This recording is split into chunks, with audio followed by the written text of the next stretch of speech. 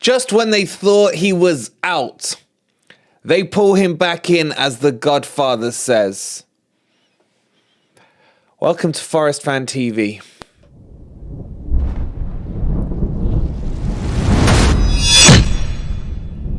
Good morning, good evening, or good night, wherever in the world you are, whatever time of day you're watching this. Hope you're having a fantastic day.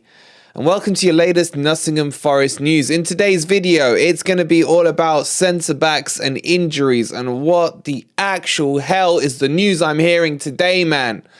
Oh, I'm getting a migraine. I'm literally getting a migraine. Before we get into it, please help with my migraine and hit that like button. Subscribe to the channel if you are new. And if you want to be a member, you know the drill, hit the join button. Coming up tonight, though, we have the second half of the final 18 games, where we'll be predicting with the FFTV boys what the points Forest are going to get for the rest of the season. If you haven't already, go get your predictions in the community tab. You can win yourself one of these lovely hoodies, so make sure you get that in. I'm just delaying the fact that I'm going to have to talk about Steve Cook. I can't delay it anymore. Let's get into it. Okay, let's take your minds back to that fateful Saturday last weekend where you had Boly kick a ball, literally kicked a ball. Another player you can add to the list on kicking a ball seems to tear muscles. Boly went down. McKenna then decides to have sympathy pains alongside him and goes down, and they're both off injured within 5 minutes of the game. We've now had the injury update on these two, and Boly is out for about 3 months. Basically, write him off for the season. You got McKenna with his sympathy pain injury. He's out for about 2 months as well. Pretty much write him out for the season. And then that leaves us with two, Felipe and Worrall. Sorry, that leaves us with one. Forest are panicking. There's talks of Zach Abbott coming into the first team as more, on the bench. And I'm not saying chucked straight in. But then, even worse than that, Steve Cook. There's a special request going into the Premier League to request that Steve Cook can be added into the 25-man squad. I'm sorry, but this has to be rejected. Not because I don't want Steve Cook. Well, I don't want Steve Cook in. Let me know down below. Do you want Steve Cook back reinstated? Honestly, I'd rather play Wood in defense than Cook. I don't know. But the point here is very simple. Over the January transfer window, I was screaming and crying out that we needed at least two more centre-backs. Two more centre-backs who would challenge for the first team place, because Niakate obviously got injury issues. You got Worrall, who has injuries when it comes to players running at him. You've got, who else we got? We brought in Felipe, fantastic. He looks like he could be a signing. But there wasn't enough strength and depth in the centre-back positions. In fact, from the moment the window closed in the summer, I've been crying out for more centre-back signings. And let's not repeat ourselves on Bade and the absolute BS that had happened with him. How good would he look right now coming into this team? Seriously, what the actual hell? So the problem now is that, we all know Steve Cooper's line, next man up. Okay, let's have a look at the conveyor belt. Who is the next man? There isn't one.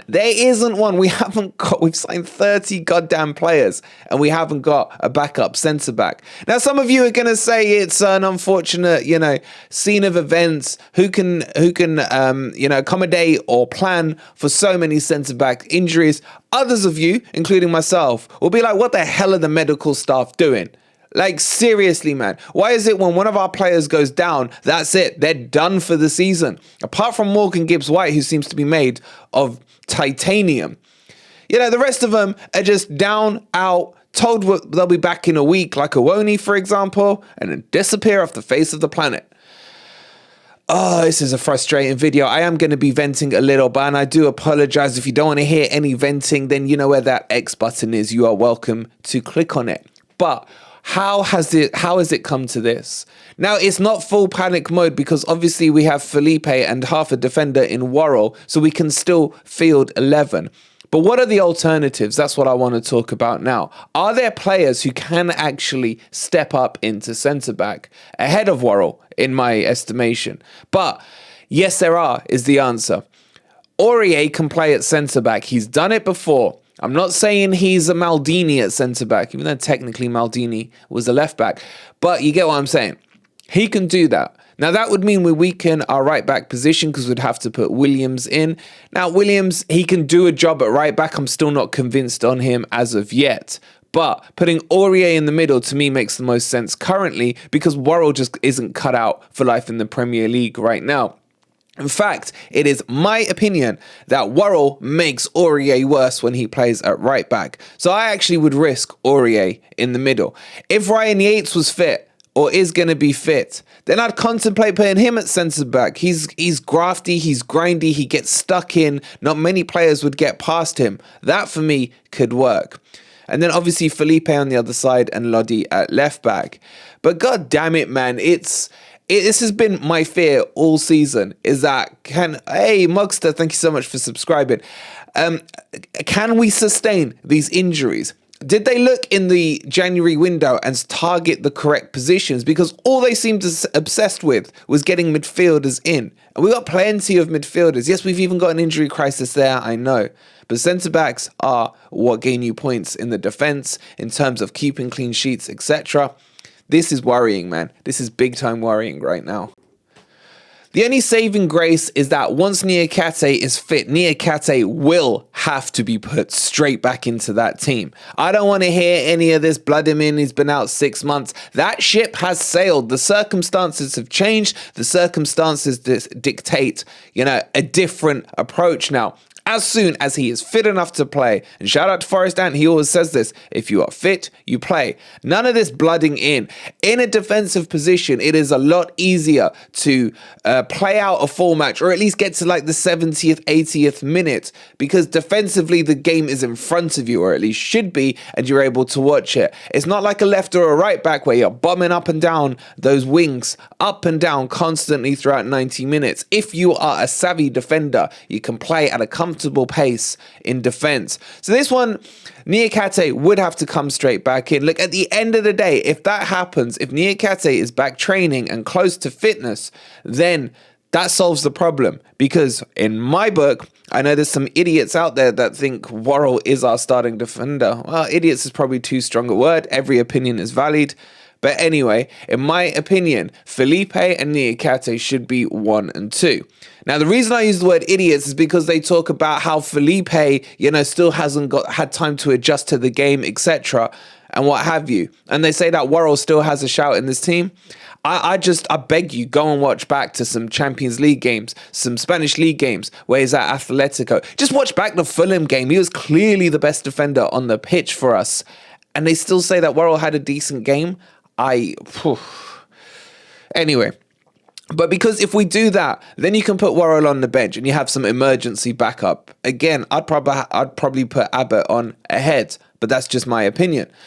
But that will solve the problem as long as, and here's the biggest issue, we don't get another injury. So what happens now if, God forbid, Felipe or Niakate have another setback in their injury? Then who are we putting in defense? That's where it gets problematic. And the big problem now is the talk of Steve Cook coming back in. Now, the FA should not, under any circumstances, grant this, because this is Forest's fault. This is Forest's own making. And why should the FA accept, should I say, the beggar bowl coming out? Oh yeah, we messed up. We've had a few injuries, but can we just have another player registered and we'll tag out one of the injured ones? That's poor planning. It's poor planning from Forest's side. They should have recruited an extra centre-back. They should not have got rid of Barde over the January window, because look what he's doing at Sevilla right now.